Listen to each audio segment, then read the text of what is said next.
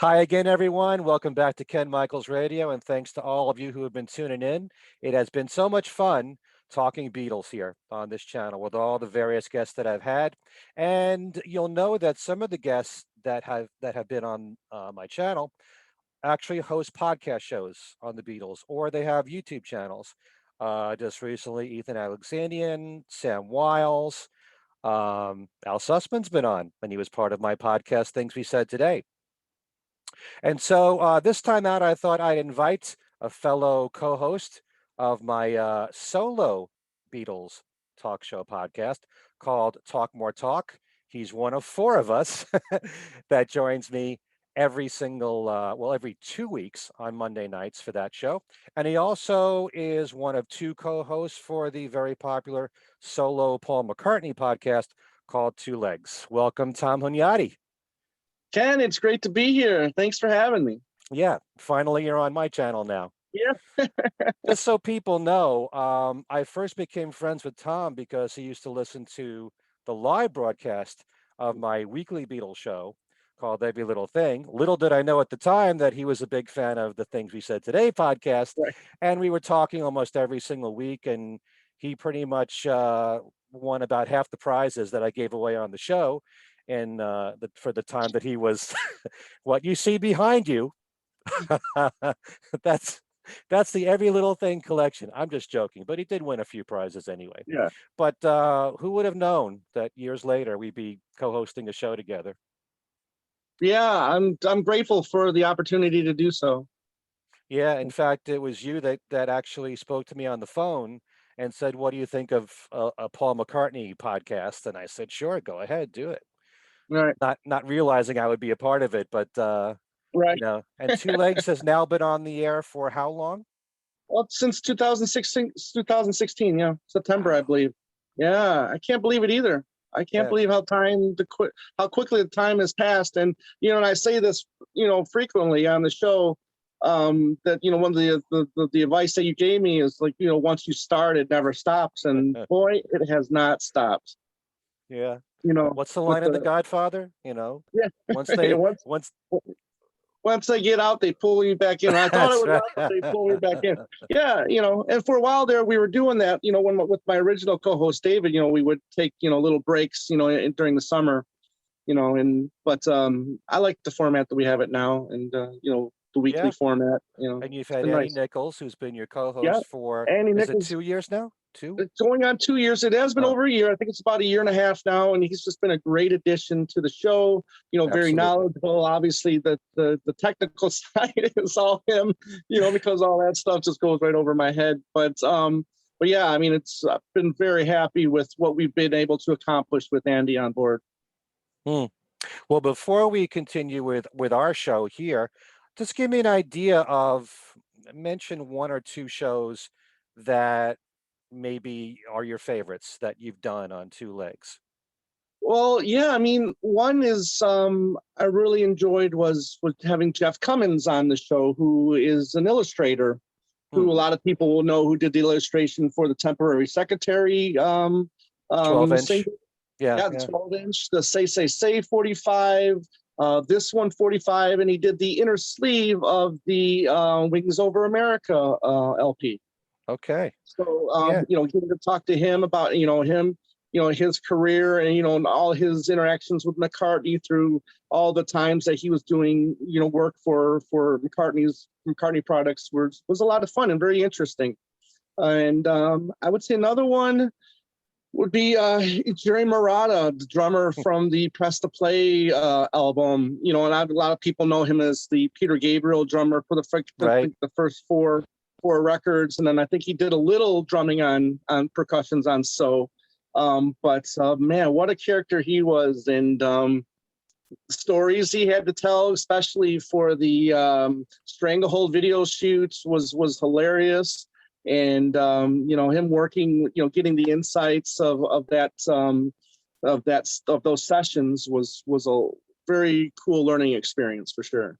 Yeah, I interviewed him back when my show was on in New Jersey on WDHA.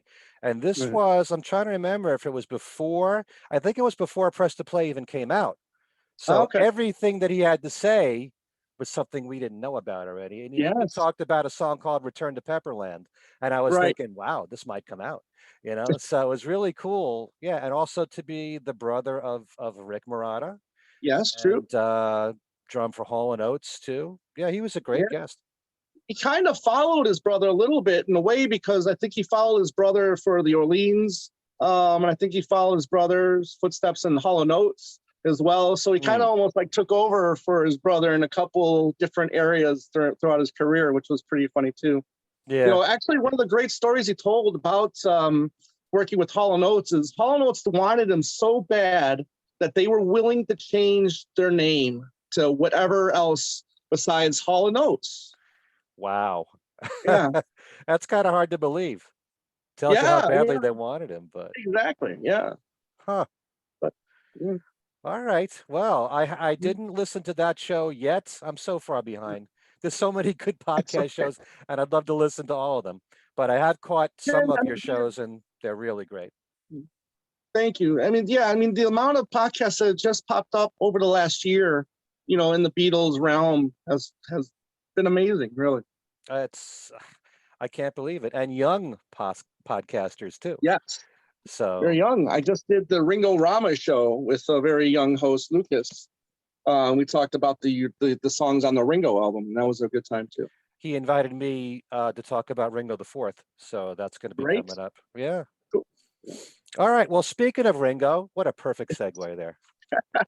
We're doing another number nine dream show, and this seems to be a popular idea that I came up with. A lot of people are asking me if they can come on my channel Good. just to do the number nine dream idea, which is when we pick a particular Beatle and we have three different categories for that Beatle, and I ask my guest to name his or her top three in that category. And the Beatle this time is Ringo. And the three categories are top three solo albums from Ringo, top Hmm. three song compositions, either written entirely by Ringo or co-written, which most of Ringo's songs are, and top three drumming moments in his career. Mm, Okay, yes. so why don't we start with the solo albums? What would be your top three? And we'll find out why.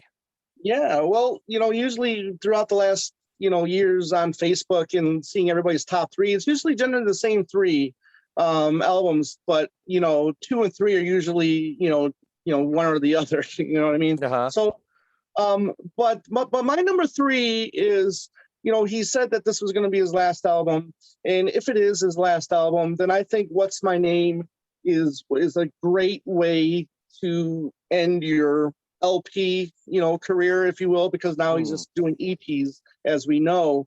But I can't tell you how blown away by this album I was, as we talked about it on Talk More Talk, and you know, except for one song, I thought every song was solid to really good. You know, and Hmm. even the song like Magic, I think, and Better Days, I think those songs were great. You know, they were really they fit Ringo's vocal range. Not that he really outdoes it, you know, in any of his, Hmm. his albums, but these guys, you know, everybody on this album, they know Ringo. They've been working with Ringo for a long time, and they know what he can do. And the performances on this album, you got, you know, the top notch people, you know, that we've talked about, you know, the Lucathers, the Joe Walsh, the Hmm. Tents, you know, all of these people that just, you know, come in and they just want to help Ringo, you know, create good music. And I think this, you know, this album just has a lot of good music on it from top to bottom. Obviously, for, you know, the song Money, you know, Got to Yeah. Get Up to Get Down is a lot of fun. You know, I think Joe Walsh and Ringo should do more, you know, kind of like those silly, you know, funny songs. I know they did most of Old Way together. Right. Um, but you know, unfortunately, there's not more. You know, I thought they made a Well, great team. yeah, You know, but sprinkled here and there. There's yeah, a song here exactly. and there with Joe Walsh. You Right, know, right. fill in the Just like with, blanks was they right, worked together. just Yeah. like with George and Ringo early on in Ringo's career. You know, there was a lot of George and Ringo at first, and then we Hmm. got it, you know, sprinkled, you know, a little bit throughout his career. Um, but you know, It's Not Love That You Want, again, I think is a really good song. You know, The Grow Old With Me has grown on me. I didn't really necessarily care for it at first, but the more I listened to it, I'm enjoying that. But Mm. Magic, Better Days, and Life is Good, I think is some of the best stuff that he's done throughout his career. I mean, and that's just also, thanks to, the people that he's worked with, Mm. So, You raise a good point on all the great musicians that are on his album. Maybe to the point where they're so comfortable with him, it's almost like they are a band together in a way. right. But Hmm. by the same token, he's had some of these same musicians since why not? And in the case Right. of, Joe Walsh, you can go back to Old Wave and everything. So you can't, every album, he's got great musicians. Yes. True. So the only difference here, you just think, is the material being I think the stronger. material, yeah, and I tend to be more of a lyric guy than an instrumental guy. And I think the lyrics here are on this album are stronger than some of the albums consistently through from top to bottom, as an Mm, album as a whole. Obviously I think, his albums in the past, they've always had, some really strong songs on there, lyrically. But for me, this one from top to bottom is solid, really solid lyrically. Like I said, with Better Days and Magic and Life is Good. yeah. I think so. Lyrically, Those, the album works for me. yeah, those songs in particular, I think, are real standouts. Hmm. And for me personally, when he works with someone brand new that he's never worked with before, in the case of Sam Hollander, it's like Mm, injecting life into his right. music. Hmm. So same thing with the new EP Sam Hollander's working on there too.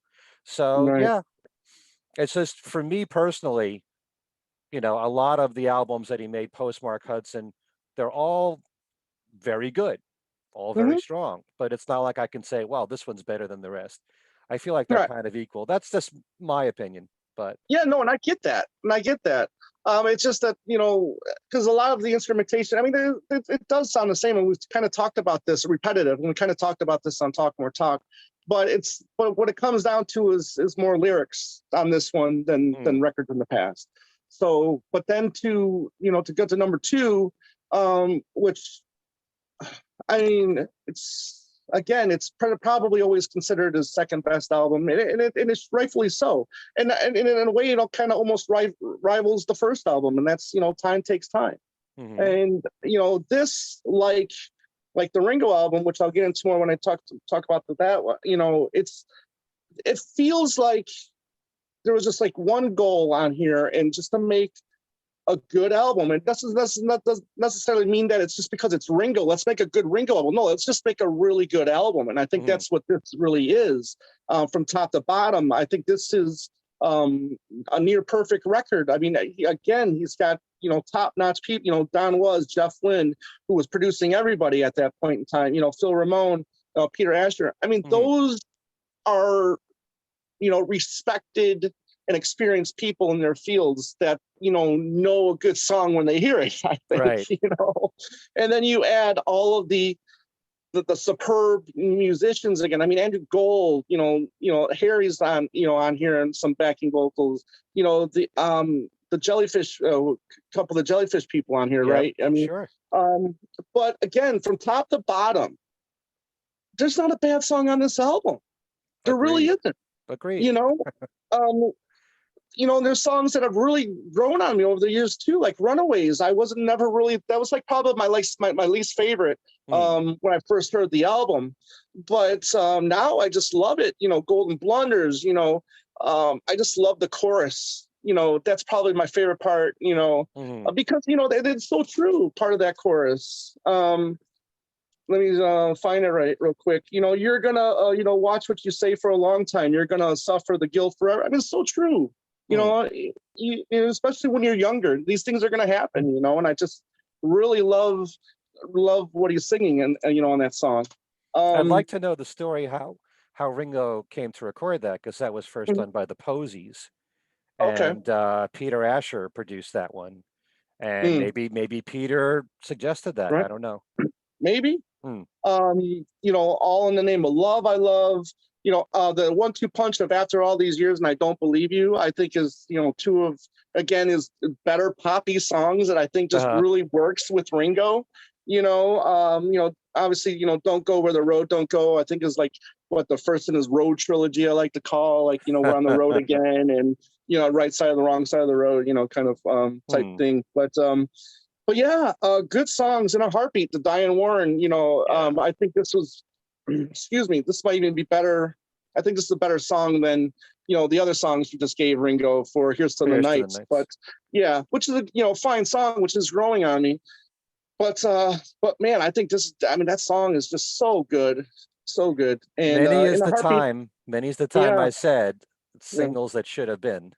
In a yeah, heartbeat. absolutely, Even though top 40 radio or contemporary hit radio wasn't playing Ringo at the time, certainly in mhm, a heartbeat in the 70s would have been a big hit, I think, for right. Ringo. Oh, Yeah, absolutely. yeah. Diane Warren is just, she's so talented, as a lyricist. Hmm. You and then, and I just hate the sound cliche. I mean, it's probably everybody's number one. Um, this album was not meant to fail. Everybody in here cares what they're doing. Everybody working on this album wanted to see Ringo succeed. Right. He was on a, It Don't Come Easy, Back Off Boogaloo. He was on a roll. Hmm. Especially with George Harrison, who might be the MVP of this record. George, Yeah. just gave so much of his time. Obviously, Richard Perry too. Hmm. Who was becoming a superstar producer. He was at He that point.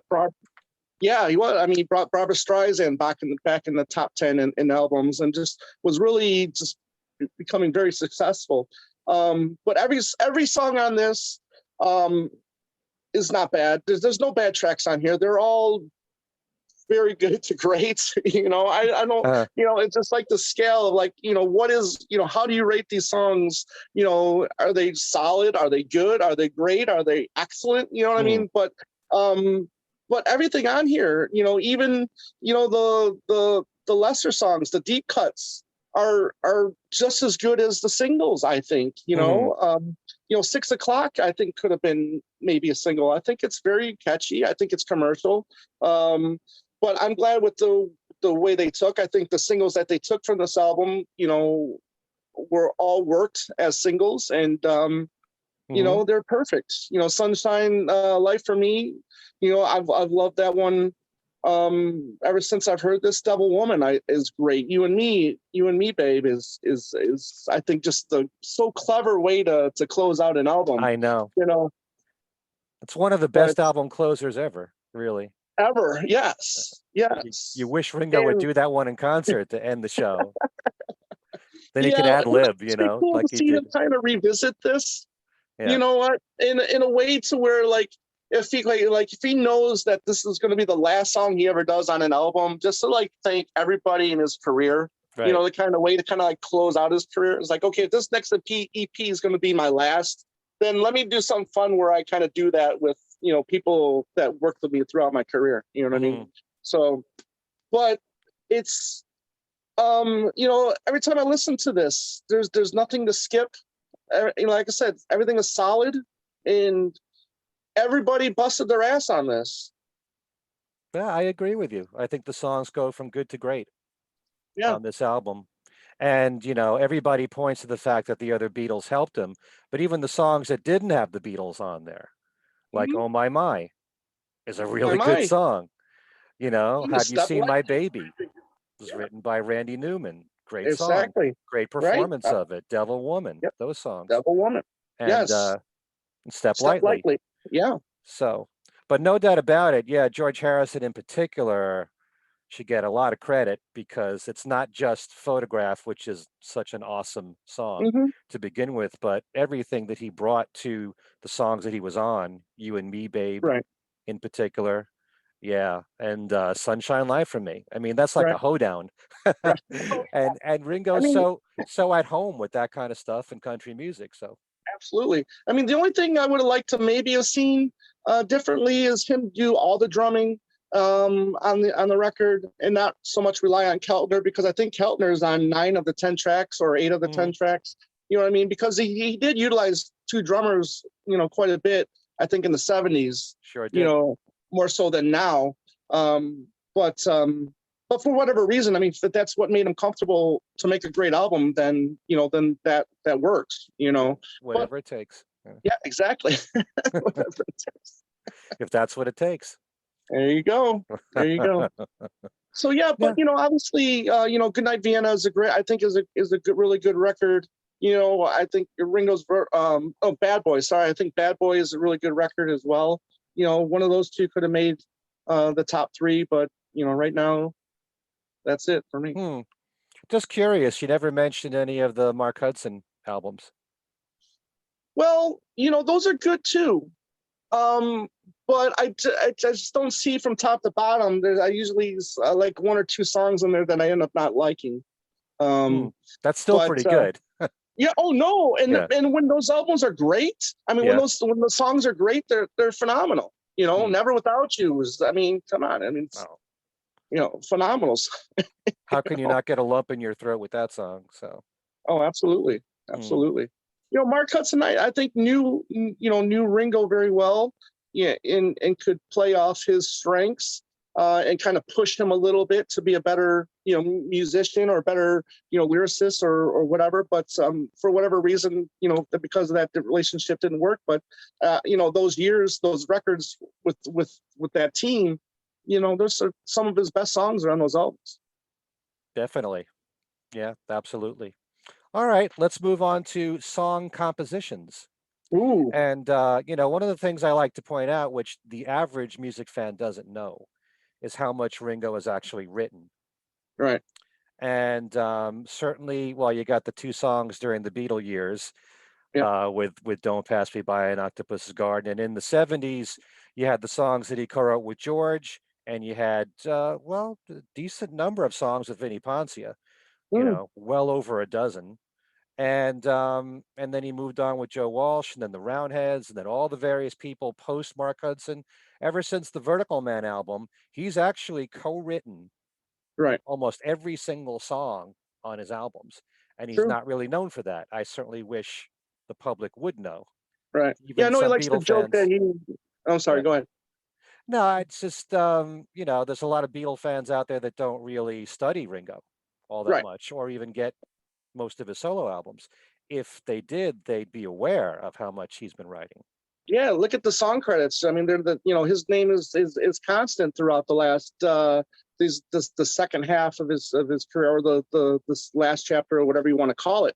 I know he likes to joke around, like though people will bring a song in, and he'll add his couple words to the song, to it. But yeah, I definitely think that he's definitely matured as a lyricist, and he seems to really enjoy it, and I think it's better for him to do stuff like that, and not just rely on those standard songs that he did a lot of in the '70s, which were fine. But it's also, I think, important for an artist to continue to grow as an artist and just get better at your craft. And I think he's definitely done that. Right. Well, one thing that I wish I knew more about, because I've interviewed Ringo a few times, and I like to talk about the songwriting aspect, and he seems really pleased that I bring it up. Yes, But he that's doesn't go right. into detail about these songs. And I don't think there's any set way that Ringo writes. Because I remember when the Why Not album came out, he was talking about how he recorded all these instrumental tracks, and then he would ask the people that he was co-writing with, what can you add to this? So it started that way, but that doesn't mean every song that he's co-written has been done that way. He may have a melody already, in mind, and someone else may come in and just add lyrics to it. I think every song could be different, and I wish there'd be some interview that would go really in detail about his songwriting. No, that would be really fascinating to see that whole process. Absolutely. All right, so what three have you chosen? Okay, well, I did just stick with the songs that are solely written by Starkey. Okay. And because, I mean, in a way, because like we just talked about, we really don't know what he brought to those songs, that have his name on them. I mean, is there, specific lyric or whatnot.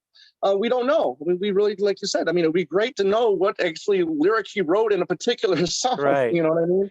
So I just stuck with the songs that were strictly Starkey, and the ones that aren't going to be, controversial, because we know there's definitely one that's out there. But You want to the avoid first song, talking about that, yeah, huh?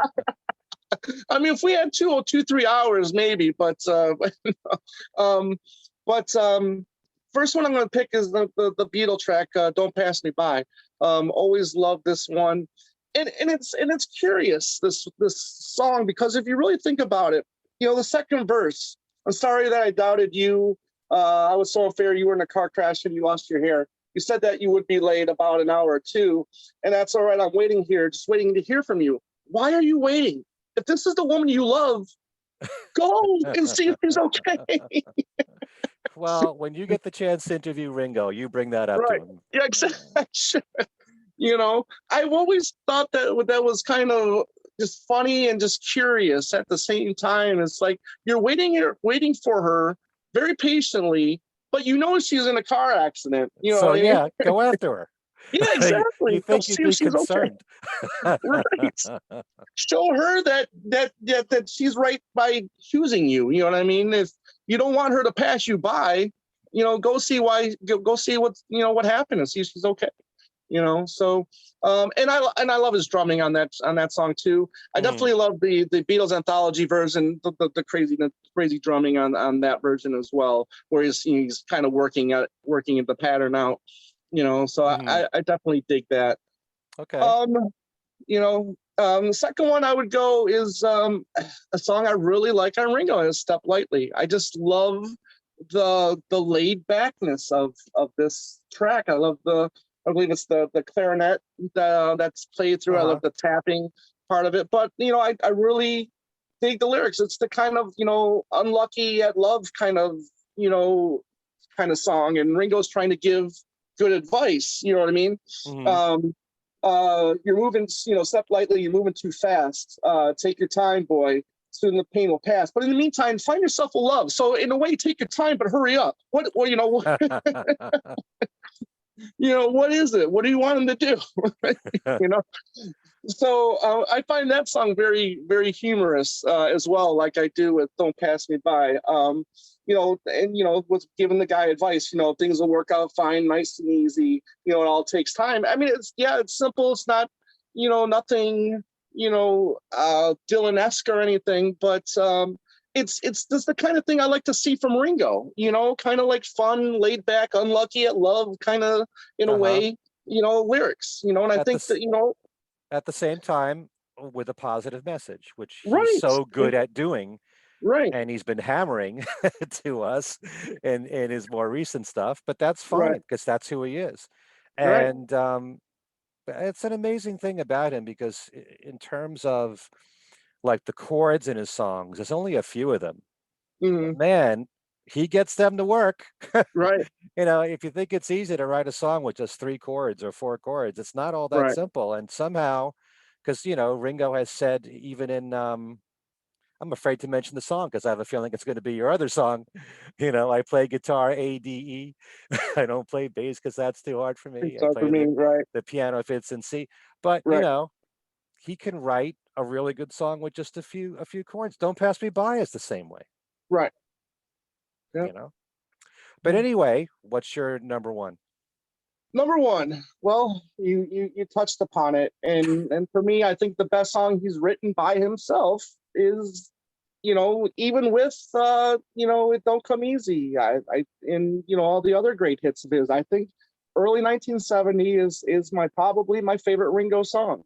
Hmm. And for the reason that I know a lot of people like the song, because he's, singing about the other three, and he's trying to be positive about it. Again, like, you talked about, Hmm. with, I wonder if he'll play with me. I know he's going to play with me, because he's always in town playing You for and you and me.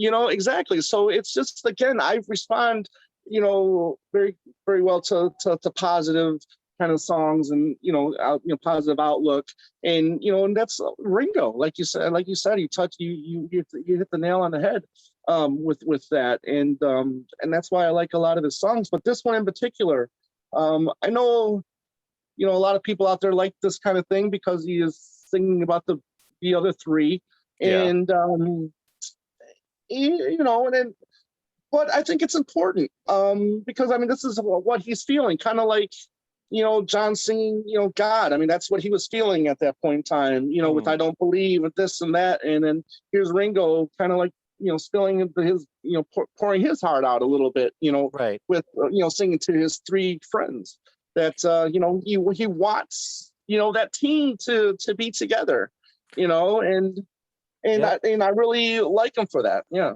hmm And when I go to town, I want to see all three. All three. There you go. Perfect So ending. yeah, and Perfect ending. it really is clever how he snuck that in about Paul. I wonder Mhm. if he'll play with me. And I heard an interview with him where he's laughing at that line, Right. because that's his gentle little nudge in there in the Right. song, Right. without being nasty. That's Oh no. Ringo's style. Yeah. Right. Even if it's like say like back off Boogaloo, get yourself together now and give me something tasty. And that's not even if that was about Paul, that's hardly nasty at all. Well, he's never admitted that it was about Paul, No, so you can't really no. say that it was. Right. So, but I mean, it's not nowhere near like a how do you sleep type song. Yeah. So, but yeah, I mean, early 1970, I think is great. It's definitely I think a song every Beatles fan should know and appreciate. So yeah, it's clever how he sings how he sings about all three of them too. I love the cookie in there for the Uh, John segment. yep. Because kind of like a nod to the to the Right. um Sesame Street. thank you, yeah, Sesame Street, and no, the Hold On song where Yeah, John yeah. does cookie. So but Right. No, it's everything that you said is valid there. I personally wouldn't have any problem with any song that's a co-write, because okay, that at least he played a part in it. right, You know, right, if I asked you to name your favorite McCartney compositions and one of them happened to be a song he wrote with Elvis Costello or Eric Stewart or Denny true, Lane, I wouldn't have a problem with it. But right, yeah, yeah, but I no. probably wouldn't do that. Well, we had Ethan on, Ethan Alexanian, and he was mentioning My Brave Face as being That's true. Yeah, among, that's true. his Yeah, favorite lyrics from Paul. But, which lines are Paul's, which ones are Elvis's? right. So You that's the know, thing.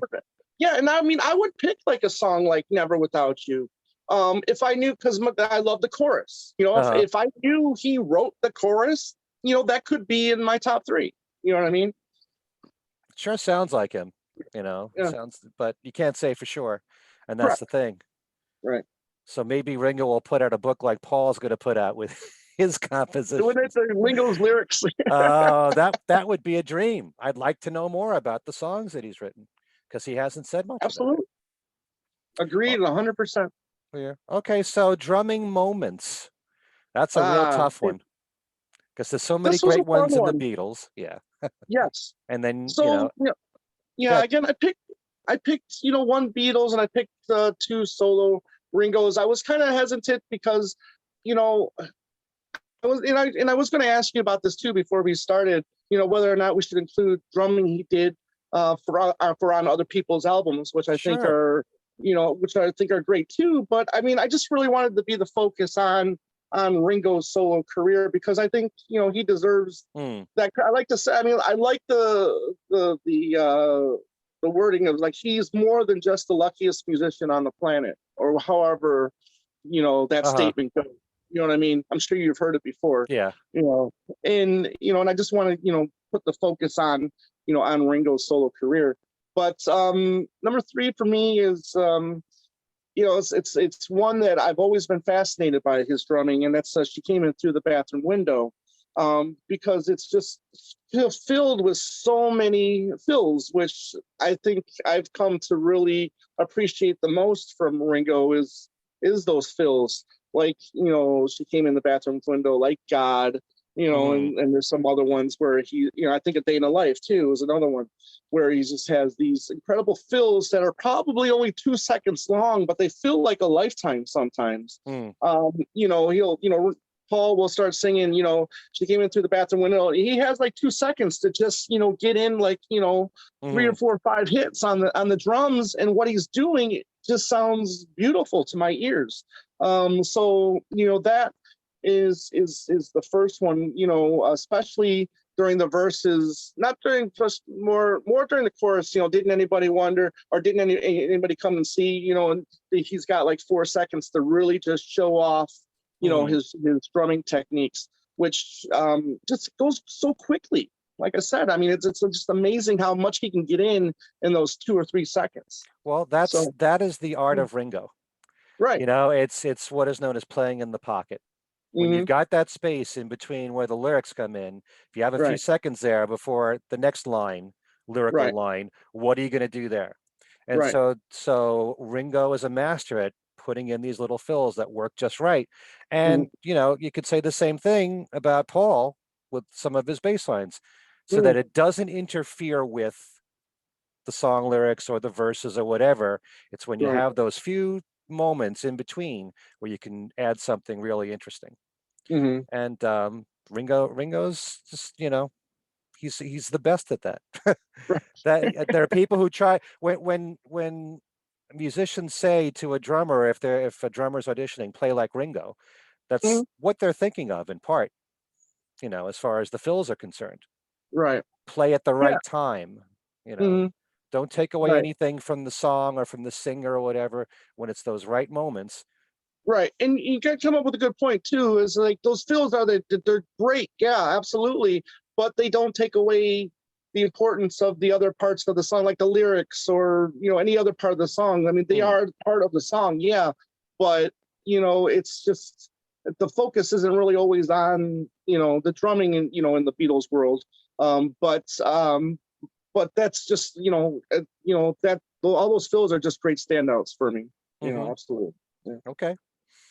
All right. Excuse So me. you got a couple of solo ones. Yes, I do. Um, for what? With the first big hit, it don't come easy. Hmm. Um, just a do do do do. I mean, the very opening and the way it ends too. I think it's about as flashy as Ringo gets, in my opinion. Where you get the little on the cymbal, and then the do do do do, and it's just and then I mean, I wish I was a drummer, and I wish Dylan was here so he could help me out with this. Dylan Seavey, you're Yes, referring to, yes, our friend Dylan who was Seavey. who was a Yeah, great guest on my channel here. You should all check absolutely. that out. Yes, I yes. didn't know when to stop Dylan, with him. How do we make this yeah, stop, Dylan? right. No, very talented musician, and he can like just explain what he's talking about very well, which I wish I could do right now with these drumming with this drumming category. But even throughout the song, how he just carries the whole song with the steady beat, which he basically has done his whole career. But it's these flashy moments that he has, like at the beginning of the song, where it's pretty much just him. You get a little bass, but it's Ringo, and then you get a little bit in the middle of the song, and then it kind of ends with that same kind of Right. pattern that he opens with, which is about as, like I said, it's about as flashy as you get from Ringo, but it's smooth, and it's clever, and it works for that song absolutely. And also, you hear the song so many times, you're so used Right. to the drumming sounding that way. I've Yes. said this in a few of my shows here that you can just listen to an isolated drum track from Ringo and you'll know what song it is. Right. Right. And then it's funny you mentioned that too, because, when we were talking about the John Lennon box set, about the isolated, vocals or isolated instruments. This would be a really cool, isolated drum track, where Mm. if we were to get like a box set of Ringo, and I just want to hear those drums just by themselves, for the song. And it'll be really cool to hear. I wish they'd do that. I mean, we just did our show on Talk More Talk on the Lennon box set, wishing Paul would do some of this stuff, isolated Yeah. stuff. You know, Yes. Absolutely. it's a missed opportunity there. But It's really, I mean, that's what it is. I mean, when you hear Mother in the clear, John's vocals, Mhm. do the same thing with Monkberry Moon Delight, do the same Right. thing with, all the great vocals from Paul in his solo career. Mhm. But yeah, okay. So Okay, um number one. yeah, one more left. Um, we'll go back to what my number one for the compositions was. It's early 1970. Just a lot of really clever moments during this song. With the start. What I really think is clever is like when he's talking about the instruments. And he goes, I play guitar A, D, E, and you hear the guitar, then all of a Hmm. sudden you get like a second, a really quick second of just like a drum fill. And then it Hmm. goes, I don't play bass because that's too hard for me. Doom, doom, doom. And then you get you get a really quick second's worth of fill from Ringo. Uh-huh. And then the same thing with the piano bit as well. I mean, you just hear this and you're just like, how does he get that off so quickly? Hmm. and and then you notice, okay, it starts off with really kind of slowish, couple, maybe like a quick, like a second in between hits on the snare or whatever, and then the second verse it kind of like picks up a little bit more, with the Hmm. drumming and the speed of the tempo of the song. And then by the third verse, when he's singing about George, then it's like really, brought the tempos is like really brought up, and his drumming I think really shines throughout that song. So that's probably my favorite drumming from Ringo throughout his solo career. Wow, those are excellent choices. There's just so many you can pick from.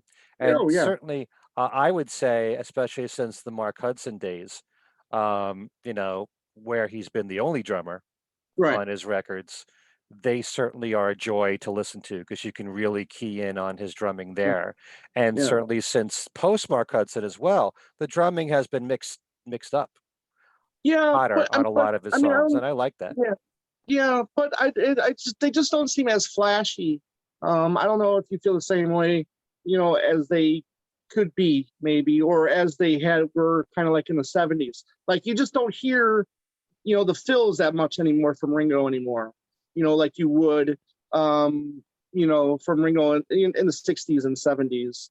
Um, Mm, and yeah, I don't know if he's like as flashy like you would get from like a Don't Come Easy or a Don't Pass Me By or something like that. I think he's just more or less interested in holding the beat for these songs, maybe changing it up every once in a while, but not getting something that's flashy.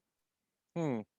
Well, there are select examples throughout the, Mark Hudson and post Mark Mhm, Hudson years where I hear some really good drum fills. It's mhm. just not, you're so used to hearing it Don't Come Easy and Back Up Boogaloo and the Good classics point. there that those are Good what point. stick out in your brain. Right. Right. And, like Give Me Back the Beat, some really Hmm. nice drumming in that. And, well, certainly for solos. And who would ever think that Ringo would do drum solos, but Instant Amnesia? I Oh, mean, my God. I mean, was wacky on that song, and I wish he'd do more and of that. yeah, yeah, and you brought a good point. That almost made my top three as well. And then speaking of drumming, you know, what happened to Drumming Is My Madness? Why isn't that one more flashy? Yeah, Or yeah, he's got that one fill, Watch Me right. Now, Riz Off, and he does that. Yeah, so I know. I sort of agree with you, but I think that the drumming still is so solid on Ringo's albums, and it's so Yeah. crisp Hmm. now in the way that it's mixed. It's I love listening to it and trying to zero in just on the drumming. But, Right. if you listen to a lot of his stuff in recent years and just concentrate on the drumming, you'll be quite pleased. It Right. isn't just a simple beat. Mm. It's he does do those fills. It's just it's not the classic It Don't Come Easy, Right. that's all. And I love the sound on Back Off Boogaloo too. Oh, yeah. I mean, that's again another top five, classic Ringo, drumming example. I mean, that's just I'm sorry, excuse me. But yeah, the whole, I mean, throughout the whole song, you know, good example of Ringo being more than just the luckiest drummer on the planet. And he's not the luckiest drummer on the planet. The Beatles are lucky to have him. Right. I mean, like many of us have said, it took those four guys to make up the Beatles and the people Mm-hmm. around them. Right. So who's to say if they kept Pete Best, if they would have had the same kind of success? Right. All that we do know is the way that things unfolded. And Ringo added so much as a drummer to Beatles recordings.